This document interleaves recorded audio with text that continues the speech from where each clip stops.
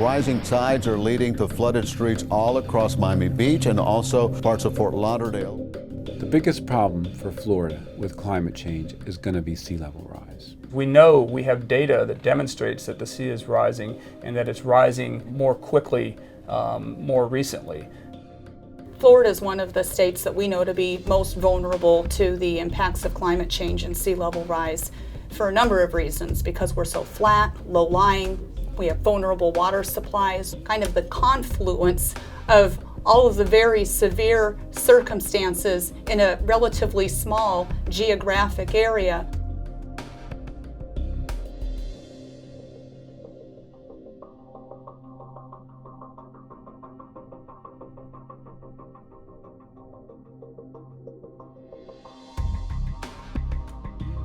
Over 90% of the heat that has been generated by global warming has been transferred to the oceans. It's the oceans that's heating up much more than the atmosphere.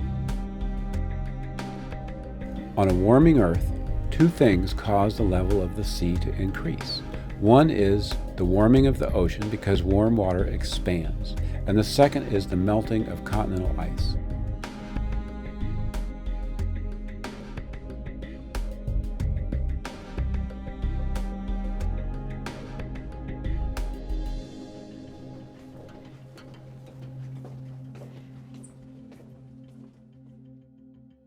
Warm ocean water, 2 or 3 degrees Celsius.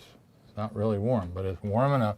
It's getting under the ice sheet and melting, and it's detaching it all from the bottom. So it's just starting to slurry out now. Back in about 2007 and 8, the calving front, the collapsing front of the ice sheet was about here and on this fjord, and it's now retreated way back here. And it's the forward speed of the ice coming to this outlet here, sped up from a couple miles forward speed per year to over 20 miles.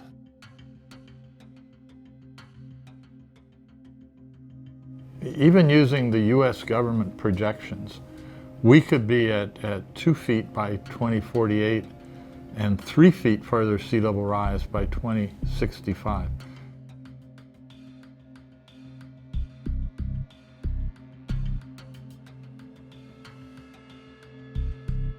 And when you look at the real estate and just the housing and the infrastructure and the need to relocate vast numbers of people, we should be planning for this. It's ludicrous that we are still playing games with it.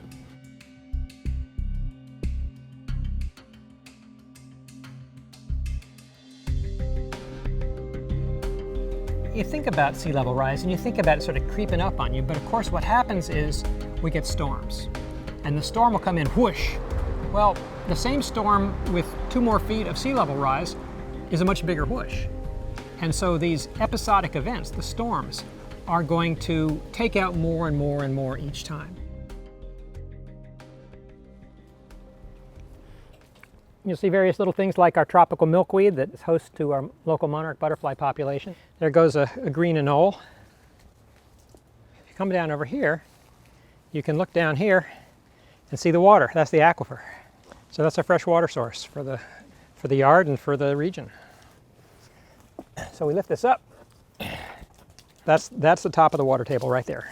So it's real close. You know, everybody focuses on the coastal flooding, but this is the flooding from the other side. As the sea level rises, it's just a question of how long this fresh water can hold out the seawater. And the answer is not very long. 1 foot of sea level rise and all of this becomes saline. South Florida is very unique because we have a very porous geology, and no matter what we do in the way of the shoreline, we still have to worry about water that comes up beneath our feet. This is the type of limestone that South Florida sits on, and almost all of Florida sits on limestone. It's unbelievably porous, and for this reason, if we get a 10-inch rain here, it'll disappear down the ground, but as the ocean level rises, it's just going to come right on through. And so we can't play New Orleans or the Netherlands here. Well, and outside along the coast, take a look at this fish taking to the streets in one South Florida neighborhood as high tides continue to bring a flood of frustration. If you look at what happens in Miami Beach, on certain phases of the tide right now, where you have blocks and blocks of Miami Beach that are underwater. It gets into the sewer system, bubbles up out of manholes. It's happening. Well, down here in South Florida, we've had to live with what they call sunny day flooding for some time. The water rises up in the streets on a sunny day. There's no storm, there's no rain happening, the street just floods. And you stick your finger in the water, you taste it, salt water.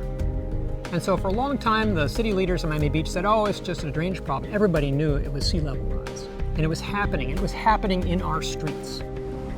Now, the rest of us here in South Florida, we know we're not far behind.